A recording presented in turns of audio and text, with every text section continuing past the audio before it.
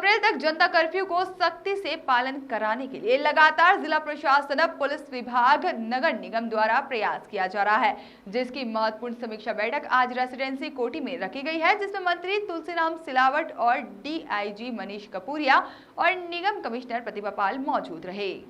बैठक के बाद कलेक्टर मनीष सिंह ने बताया कि पहले कोरोना कर्फ्यू लगाया गया था, फिर बाद में सख्ती करते हुए जनता कर्फ्यू लगाया गया है, जिसमें जनता ने पूरा सहयोग किया है। इसी का नतीजा है कि 7 से 8 दिन बाद रिजल्ट सामने आ रहे हैं। लेकिन कलेक्टर मनीष सिंह ने कहा है कि अभी भी सख्ती की जरूरत है। फिलहाल 4 तरह की गतिविधियों के चलते संक्रमण पर रोक लगाई जा सकती है।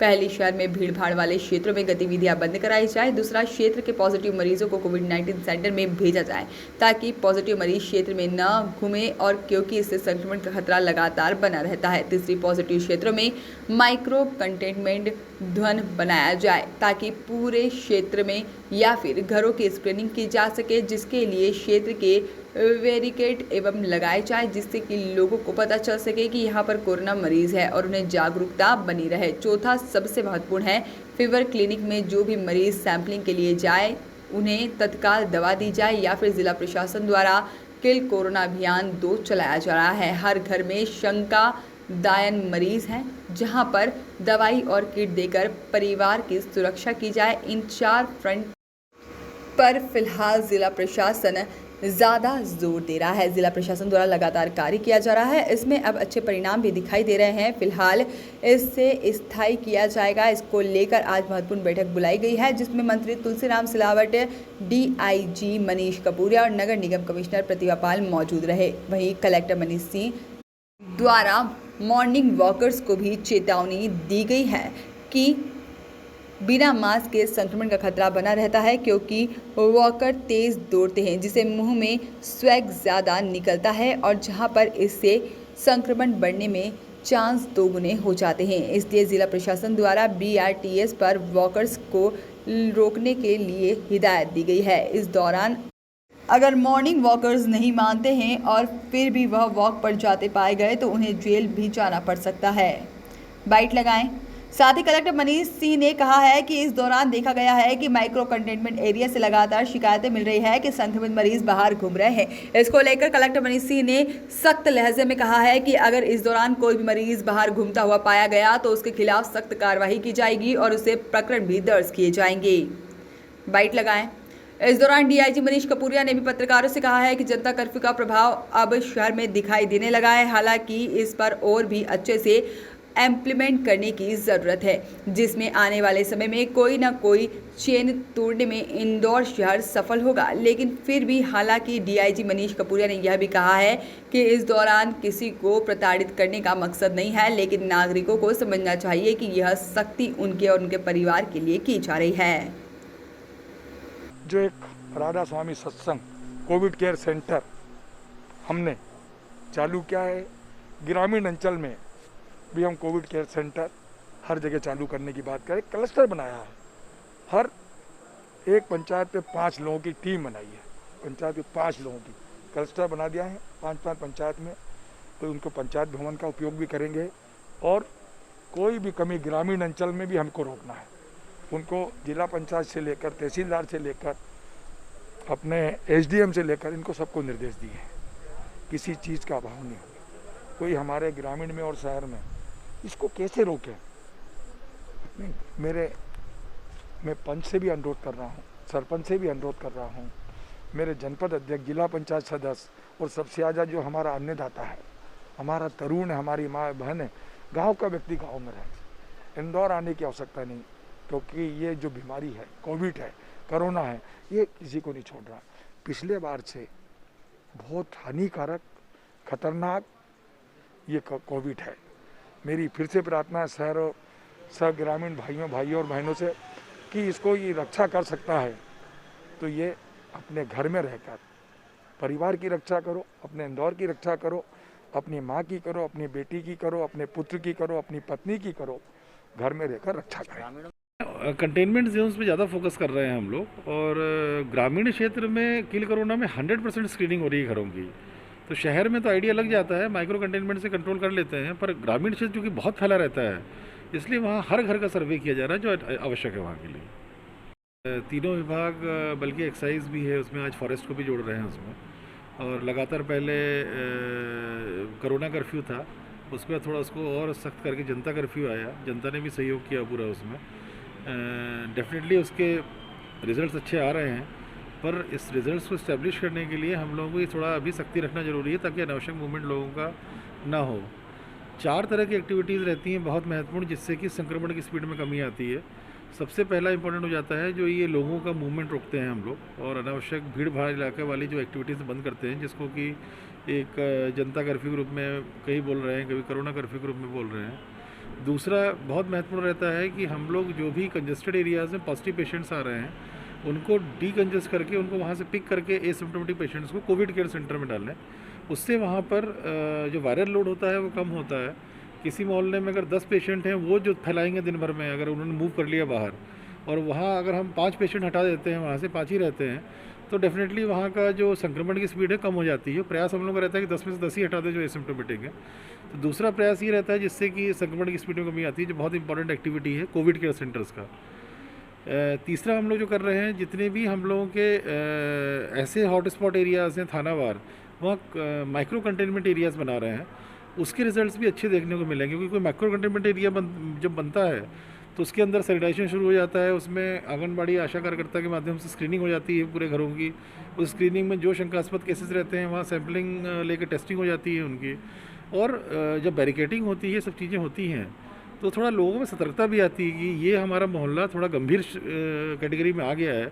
कई लोगों को ये भी नहीं मालूम रहता है कि उनके मोहल्ला जो है वो हॉटस्पॉट कैटेगरी में आ गया और भारी केसेस हैं उनके मोहल्ले में। तो जब ये सब चीज़ें होती हैं तो लोग भी थोड़ा अवेयर होते हैं और लोगों का सहयोग भी उसमें ज़्यादा मिलता है उसमें। तो लेकिन अभी देखने का वो है फीवर क्लिनिक से जो भी सैम्पलिंग कराने आ रहा है उनको सीधे दवाई दें हम लोग कोविड की, जो ओरल मेडिकेशन होता है वो दवाई खाना शुरू करें।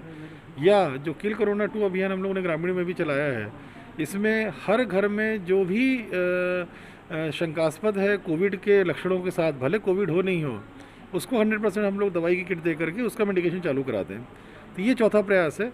ये चारों समन्वित प्रयास, जनता कर्फ्यू हो गया, कोविड केयर सेंटर में लोगों को शिफ्टिंग कराना हो गया, माइक्रो कंटेनमेंट जोन्स बनाना हो गया, और जो भी शंकास्पद लोग हैं तत्काल वो कोविड का ओरल मेडिकेशन शुरू कर दें। चारों प्रयास से संक्रमण की स्पीड में कमी आती है। चारों ही फ्रंट में हम लोग कार्य कर रहे हैं इस समय, और इसको और एग्रेसिवली हम लोग कार्य कर रहे हैं, क्योंकि अगर कुछ रिजल्ट्स अच्छे दिख रहे हैं अभी तो इसको स्थायित्व देना है, इसके लिए ज़रूरी है करना ये। इसी में आज हम लोग कंबाइंड मीटिंग हुई थी, डीआईजी साहब भी थे, म्युनिसिपल कमिश्नर भी थी उसमें, और उसमें और सख्ती हम लोग करेंगे। ऐसा लग रहा है कुछ लोग अभी फिर से कुछ लोग लापरवाही कर रहे हैं। मॉर्निंग वॉकर्स को मना किया गया है कि ना निकलें अभी। मॉर्निंग वॉकर्स से भी रिस्क हो रहा है, बिना मास्क के मूव करते हैं, और जिस तरह की गप लगती है मुंह में, क्योंकि वो मॉर्निंग वॉक या जॉगर हैं या तेज़ वॉक कर रहे हैं तो उनका स्वैब भी ज़्यादा निकलता है मुंह से, ऐसे में वो भी रिस्की हैं। और ये बोला गया है कि मॉर्निंग वॉकर्स को सचेत करें, अगर नहीं होता है तो ये भी बोला गया है कि उनको उठा लिया जाए, जेल में डाला जाए अस्थायी जो है। साइकिलिंग भी अलाउड नहीं है अभी। मैंने बोला है कि BRTS के कॉरिडोर को अभी ब्लॉक कर दिया जाए, शहर के लिए ज़रूरी है इसलिए किया जा रहा है ये। इसमें ऐसा कोई नहीं है कि मॉर्निंग वॉकर्स हेल्थ के लिए करते हैं और हेल्थ को रोक रहा है प्रशासन, ऐसा बिल्कुल ही बात नहीं है। मॉर्निंग वॉकर्स का जो तरीका है मॉर्निंग वॉक करने का, वो उनके लिए और उनके परिवार के लिए पूर्ण रूप से खतरा है उसमें, इसलिए रोका जा रहा है उसको।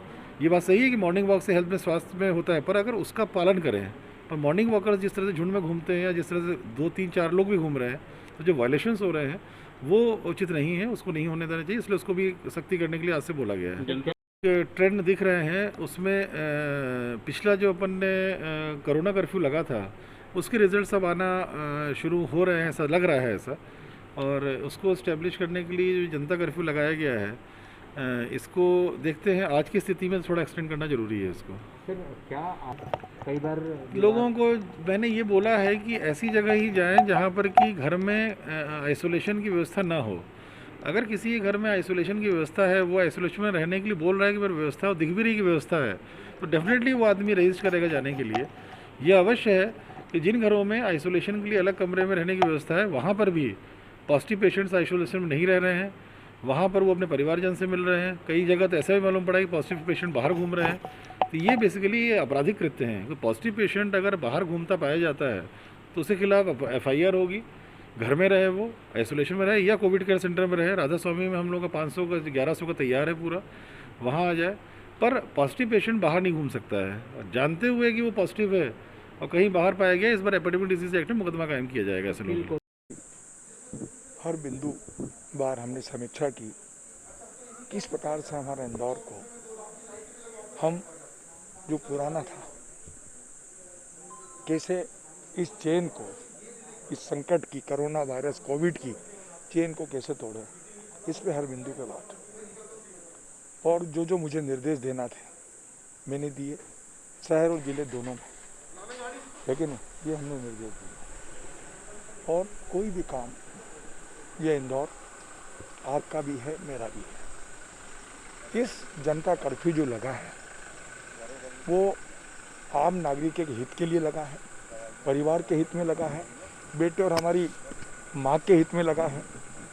मैं इस चेन को तोड़ने के लिए सरकार अपना काम कर रही है। सरकार युद्ध स्तर पर प्रयास कर रही है और हर समस्या का समाधान कर रही है। पर ये चेन तभी टूटेगी कि इंदौर के भाई और बहन इस जनता कर्फ्यू में हमें सहयोग करें।